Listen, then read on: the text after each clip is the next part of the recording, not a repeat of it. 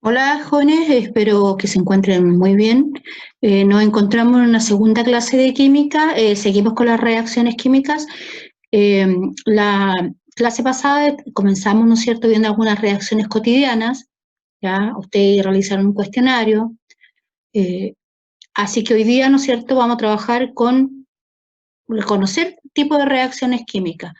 Vamos a identificar reacciones químicas. A usted también se le va a hacer llegar, ¿no es cierto?, una guía de actividades de las cuales ustedes van a desarrollarla y me la envían a mi correo, ¿no es cierto?, el cual aparece acá. Para luego, ¿no es cierto?, la siguiente semana realizar un cuestionario. El cuestionario, ¿no es cierto?, está en base a todo lo que hemos visto, ¿no es cierto?, sobre las reacciones químicas. Bueno, comencemos, ¿no es cierto?, con el tema de hoy día. Bueno, las reacciones químicas, ¿no es cierto?, hay que tener claro que son cambios químicos, cambios que se ocurren, ¿no es cierto?, dentro del interior de la materia, hay una transformación interna de la materia. Por lo tanto, cuando se quema un papel, ¿no es cierto?, ocurre un cambio químico. Ahora, toda reacción química se representa a través de una ecuación química. Las ecuaciones nos permiten, ¿no es cierto?, identificar los participantes de la reacción. Por ejemplo, en toda ecuación tienen que estar los reactantes que van al lado izquierdo, ¿no es cierto?, antes de la flecha, y después de la flecha van los productos, las sustancias que se forman. Toda ecuación química, ¿no es cierto?, tiene que cumplir, ¿no es cierto?, una ley. Dentro de las leyes que existen, que rigen las reacciones químicas, hay una ley que se utiliza mucho y la cual se aplica en las reacciones bastante, que es la ley de conservación de la materia o ley de Lavoisier, ¿ya?, que indica que en toda reacción química la masa de los reactantes es igual a la masa de los productos, o la cantidad de moles de reactante es igual a la cantidad de moles de los productos. Por lo tanto, ¿no es cierto?, por ejemplo, yo tengo aquí una reacción química, que es una reacción de combustión, ¿ya? ¿Por qué combustión? Porque tiene la presencia de oxígeno. Este es el gas metano, ¿ya? Por lo tanto, aquí hay una reacción donde el reactivo metano reacciona con el oxígeno para producir dos sustancias, en este caso, el dióxido de carbono y el agua. Si ustedes observan acá, en esta ecuación química, que es una reacción, ¿no es cierto?, hay unos numeritos. ¿Ya? Estos numeritos se llaman coeficientes estequiométricos. El 2, ¿no es cierto?, aquí no aparece nada, es 1, es 2, es 1, es 2. Por lo tanto, estos son los coeficientes estequiométricos. Son los números que me permiten balancear las ecuaciones químicas. Ahora, no les voy a explicar cómo se balancea una ecuación, pero sí lo vamos a hacer en una próxima clase. Por lo tanto, recuerden siempre los reactantes a la izquierda, los productos a la derecha. La misma ecuación anterior, si fijan, yo tengo modelos acá, donde aparece el metano. El metano dice un carbono y 4 hidrógenos, más, ¿no es cierto?, los átomos de oxígeno. Por lo tanto, me permite aquí, ¿cuánto veo de metano? 1. ¿Cuánto de oxígeno veo? 2. ¿Cuánto de dióxido de carbono? 1. ¿Y cuánto de agua? 2. Por lo tanto, este es un balance, ¿no es cierto?, de esta reacción de combustión del metano. Ahora, toda ecuación química se tiene que leer. Ustedes tienen que aprender a leer una ecuación química. Por lo tanto, por ejemplo, dice, el metano yo lo puedo leer en términos de mole o molécula. Por lo tanto, como hay uno solo, yo digo una molécula. Una molécula de metano, ¿cierto?, reacciona, el más significa reacciona, con 2 moléculas de oxígeno, la flechita significa produce, para producir, ¿qué cosa? Una molécula de dióxido de carbono y 2 moléculas de agua. Lo acabo de leer en términos de moléculas, ahora lo voy a leer en términos de moles. Un mol de metano reacciona con 2 moles de oxígeno para producir 1 mol de dióxido de carbono y 2 moles de agua. Por lo tanto, ¿no es cierto?, ya lo leí en términos de moles. También lo puedo leer a partir del número de Avogadro, ¿ya?, que me dice 6,02 por 10 elevado a 23 moléculas, ¿no es cierto?, reaccionan con 2 veces, ¿no es cierto?, el valor del 6 por 10 elevado a 23, 2 veces, ¿no es cierto?, este valor, moléculas, para producir 6,02 por 10 elevado a 23 moléculas de esta sustancia, más, ¿no es cierto?, producir, ¿no es cierto?, 2 veces el valor de 6,02 por 10 elevado a 23 moléculas. Por lo tanto, esta reacción química, que es una reacción de combustión, yo la puedo leer en términos de molécula, en términos de mole y en términos de número de Avogadro. Y eso es lo que ustedes tienen que realizar, ¿no es cierto?, en las que se les van a proponer.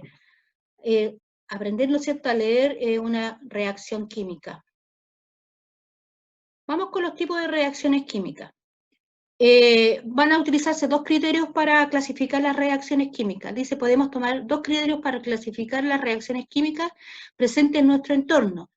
El primero de ellos es en relación a la organización molecular, cómo se organizan las moléculas dentro de la ecuación, dice. Luego, según la energía involucrada en la reacción. Vamos con la primera. Dice, organización molecular de las reacciones pueden ser de adición o síntesis, también se le llama de combinación. Por lo tanto, cuando yo tengo dos reactantes, ¿sí? Por ejemplo, yo tengo un reactante A más un reactante B, cuando se combinan, van a formar un solo producto. Por lo tanto, una reacción de adición o síntesis son aquellas, ¿no es cierto?, que ustedes van a identificar solamente un producto. Van a tener reactantes, ¿no es cierto?, y este reactante, o sea, a partir de la teoría de las colisiones, donde colisionan los reactivos. Aquí los reactivos colisionan, rompen los enlaces, se reordenan y forman una sustancia nueva que un producto. Por lo tanto, ¿cómo se identifican? De esta manera. Aquí yo tengo un ejemplo. Dice nitrógeno más hidrógeno. Estos reaccionan y forman un solo producto, que es amoníaco. Por lo tanto, tengo el hidrógeno más el oxígeno, reaccionan, forman agua.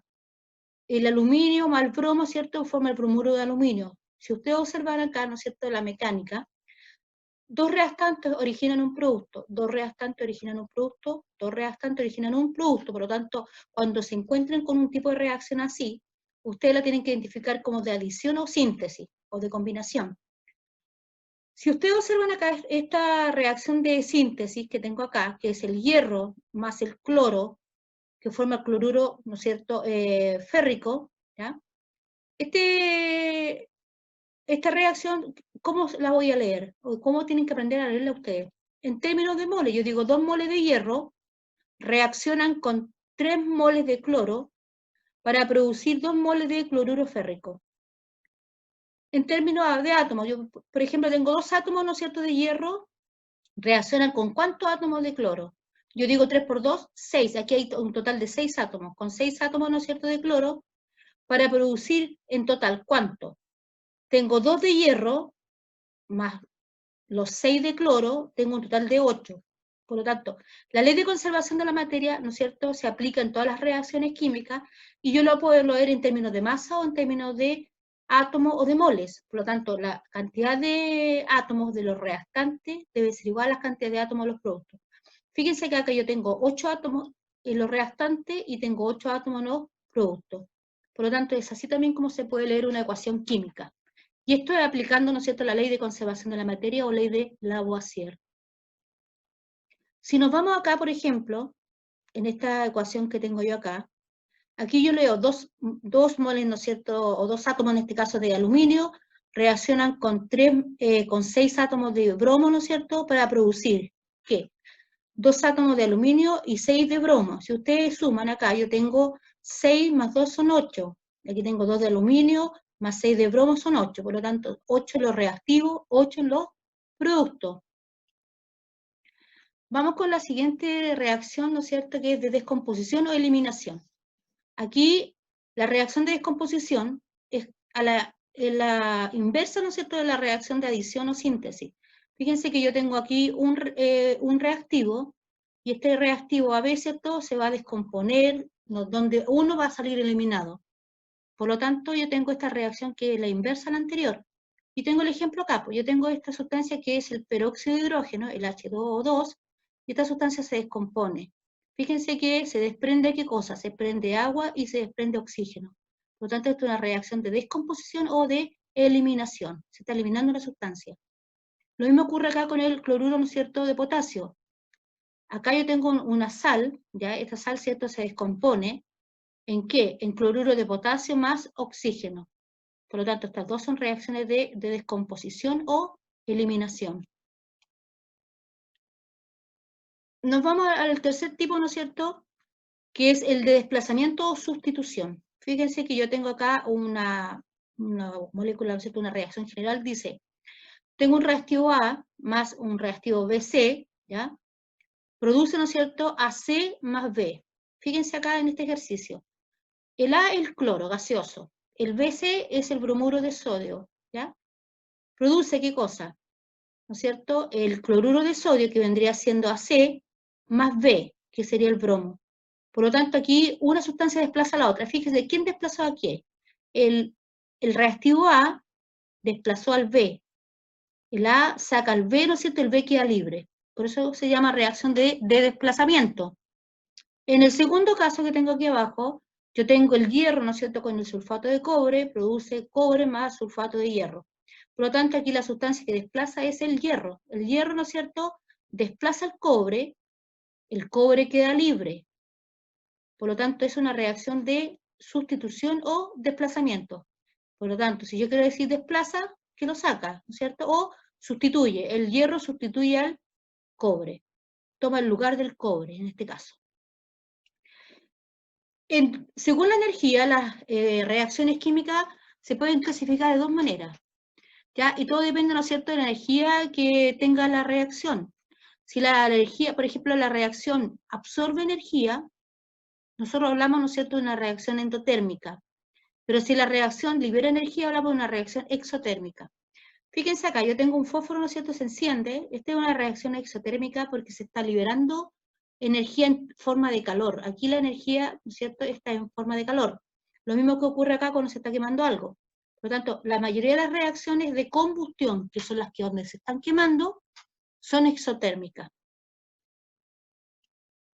Y acá, ¿no es cierto?, tengo las endotérmicas. Las endotérmicas son las que introducen calor al sistema. Aquí un sistema, ¿no es cierto?, todo lo que yo quiero estudiar. Por ejemplo, aquí esta imagen representa al hielo seco. El hielo seco es dióxido de carbono, ¿no es cierto? Y el dióxido de carbono está a una temperatura, ¿no es cierto?, bastante baja. Por lo tanto, cuando entra en contacto con el calor, ¿ya? Por ejemplo, si estamos a 10 grados Celsius, rápidamente el dióxido de carbono se empieza a evaporar, ¿ya? Se evapora, pasa del estado sólido al estado gaseoso, por lo tanto es una reacción, ¿no es cierto?, donde se está sublimando el dióxido de carbono. Por lo tanto, los cambios físicos de la materia, ¿ya? Los cambios físicos de la materia, también nosotros podemos ver los procesos endotérmicos y los procesos exotérmicos. Acá, ¿no es cierto?, cuando se hace una carne a la parrilla o una carne al horno, ¿no es cierto?, esa carne tiene que absorber calor para que haya una cocción. Por lo tanto, esos son procesos endotérmicos. En este caso, la carne tuvo que absorber calor. Y así se permitió la cocción. ¿Qué proceso endotérmico y exotérmico tenemos? Por ejemplo, lo que les dije anteriormente, los cambios físicos de la materia. Yo tengo acá, ¿no es cierto?, los estados sólido, líquido y gas. Por lo tanto, cuando voy hacia acá, de izquierda a derecha, cuando paso por los procesos de fusión, evaporación y sublimación progresiva, estos son cambios de estado que son endotérmicos, que necesitan calor. Por lo tanto, el estado sólido, el hielo, por ejemplo, cuando tengo agua en estado sólida, necesito que pase al estado líquido, le tengo que introducir calor. Va absorbiendo calor. Por lo tanto, el líquido, si quiero que pase al estado gaseoso, sigue absorbiendo calor. Igual que lo que pasa con el proceso de sublimación, ¿no es cierto?, que va del sólido al gaseoso. En el caso del hielo seco, el hielo seco se sublima. Y al revés, cuando voy del gaseoso, ¿no es cierto?, al líquido, cuando yo quiero pasar de una sustancia gaseosa a esta sustancia líquida, esa sustancia tiene que liberar calor. Por lo tanto, lo que ocurre, por ejemplo, cuando ustedes están en la cocina, ¿no es cierto?, y ven en época de invierno que se empañan, ¿no es cierto?, en las ventanas, en las paredes, y ven esa gotita que va cayendo, eso es condensación, es porque el vapor de agua, ¿no es cierto?, liberó calor. Al liberar calor ya de su sistema, generó que pasara al estado líquido. Eso es un proceso exotérmico, por lo tanto, del gaseoso al líquido, que es condensación, es exotérmico, y si sigue liberando calor, se llama solidificación o congelación. Es lo mismo que pasa cuando ustedes colocan una cubeta al refrigerador, al freezer, ¿ya? Al introducirla al freezer, el agua empieza a perder calor, y es por eso que puede llegar al estado sólido. Ahora, la sublimación también puede ser regresiva. Significa entonces que pasa del estado gaseoso al estado sólido. El hielo seco, ¿no es cierto?, puede pasar del estado sólido al gaseoso, también puede pasar del gaseoso al sólido. Significa que tiene que liberar el calor que absorbió para poder lograr, ¿no es cierto?, ese cambio. Por lo tanto, hacia acá los procesos son endotérmicos, que necesitan calor, y hacia acá los procesos exotérmicos y los cambios físicos de la materia. Bueno, veamos la reacción de acá que ocurre, ¿no es cierto?, entre la fotosíntesis y la respiración. Bueno, la fotosíntesis, ¿no es cierto?, y la respiración son dos procesos vitales, uno que ocurre en las plantas, que es la fotosíntesis, ¿no es cierto?, y la respiración celular, que ocurre, ¿no es cierto?, en los seres, en este caso los animales. Ahora, la fotosíntesis, ¿cierto?, ocurre en unos organelos llamados cloroplastos, y estos organelos, ¿no es cierto?, para que ocurra el proceso de fotosíntesis necesita dos sustancias inorgánicas, que es el dióxido de carbono más el agua. Por lo tanto, ¿no es cierto?, si ustedes observan la reacción química acá, esta ecuación que representa la reacción de fotosíntesis, estas dos sustancias se combinan, ¿ya?, para producir, ¿no es cierto?, la glucosa más el dióxido, más el oxígeno. Ahora, la respiración es el proceso inverso a la fotosíntesis. Por lo tanto, si ocurre la respiración, que es la presencia de glucosa, para la respiración, las mitocondrias, donde ocurre la respiración celular, necesita energía, y esta energía la da la glucosa. Más oxígeno, por lo tanto, la presencia de oxígeno hace, ¿no es cierto?, que esta reacción química que ocurre acá produzca CO2 más agua. Por lo tanto, nosotros, como seres animales, ¿no es cierto?, a través de nuestra respiración celular eliminamos dos sustancias que son muy vitales también para las plantas, que son el dióxido de carbono más el agua. En este caso, el dióxido de carbono. Las plantas recogen el dióxido de carbono, ¿ya?, y ese dióxido de carbono lo transforman en glucosa más oxígeno. Entonces, nosotros necesitamos el oxígeno a través de la fotosíntesis. Por lo tanto, la fotosíntesis genera, ¿no es cierto?, la sustancia que es importante que también nosotros consumimos, que es la glucosa, ¿no es cierto?, a través de los frutos, la fruta, ¿no es cierto?, y la glucosa natural, orgánica, y también el oxígeno. El oxígeno también nosotros lo recibimos en el proceso de fotosíntesis a través de las plantas. Ahora, las plantas también viven gracias a nosotros, porque nosotros, ¿no es cierto?, producimos el dióxido de carbono. Lamentablemente, el dióxido de carbono, ¿cierto?, es una sustancia de efecto invernadero, pero las plantas realizan la fotosíntesis gracias a la presencia del dióxido de carbono, y ellas son las que lo transforman. Por lo tanto, por eso necesitamos áreas verdes, para que este dióxido de carbono que está en el aire, ¿no es cierto?, sea transformado por las plantas en oxígeno, más glucosa. Por lo tanto, yo tengo aquí estas dos reacciones. Ahora, ¿cómo se lee la reacción química? Un mol de glucosa reacciona con 6 moles de oxígeno para producir 6 moles de dióxido de carbono más 6 moles de agua. Si lo leo al revés, 6 moles de dióxido de carbono reaccionan con 6 moles de agua para formar, si voy hacia allá, para formar 1 mol de glucosa y 6 moles de oxígeno. Por lo tanto, estos son procesos, ¿no es cierto?, que pueden ser endotérmicos y exotérmicos. La fotosíntesis necesita luz, por lo tanto es un proceso endotérmico. La fotosíntesis endotérmica, por lo tanto, la respiración celular es un proceso exotérmico. ¿Por qué? Fíjense acá, está liberando energía química en forma de ATP, que es una molécula, ¿cierto?, energética. Por lo tanto, la fotosíntesis incorpora energía y las mitocondrias, ¿no es cierto?, a través del proceso de respiración, liberan esa energía. Son dos procesos opuestos, ¿no es cierto?, y vitales para los seres vivos. Bueno, jóvenes, espero que hayan entendido, ¿no es cierto?, cómo podemos clasificar las reacciones químicas, cómo podemos aplicar la ley de conservación de la materia, la cual en las próximas clases vamos a trabajar, ¿no es cierto?, balanceando ecuaciones. Más de alguno habrá visto balance de ecuaciones, ¿no es cierto?, en la básica, lo vamos a volver a retomar. Ustedes el día 3 de julio van a contestar un cuestionario, ¿ya? Ese cuestionario va a quedar abierto hasta el día lunes 6, hasta las 4 de la tarde. Por lo tanto, van a tener tiempo para revisar, ¿no es cierto?, las actividades. Les sugiero que realicen las actividades que se les van a enviar, la hoja de actividades. También los que se manejan bastante con las tecnologías, les conviene, ¿no es cierto?, escribir. Yo he visto hartos trabajos de ustedes que escriben sobre, ¿no es cierto?, el documento en PDF. Yo se los voy a enviar en PDF para que lo puedan rayar sobre, ¿no es cierto?, y enviármelo. Yo, los que me enviaron el trabajo anterior, se los mandé revisado. Así que, jóvenes, espero que hayan entendido un poquito los contenidos de hoy día, y nos estamos viendo en una próxima clase. Cuídense, ¿no es cierto?, para que sigamos trabajando. Y le agradezco a todos los que han tratado de hacer las cosas bien, ¿no es cierto?, porque cuesta trabajar en pandemia, cuesta, ¿no es cierto?, tomar un ritmo, pero es importante que ustedes, ¿no es cierto?, estén dedicados, ¿no es cierto?, a su estudio. Bueno, jóvenes, nos vemos en una próxima clase, que estén bien. Adiós.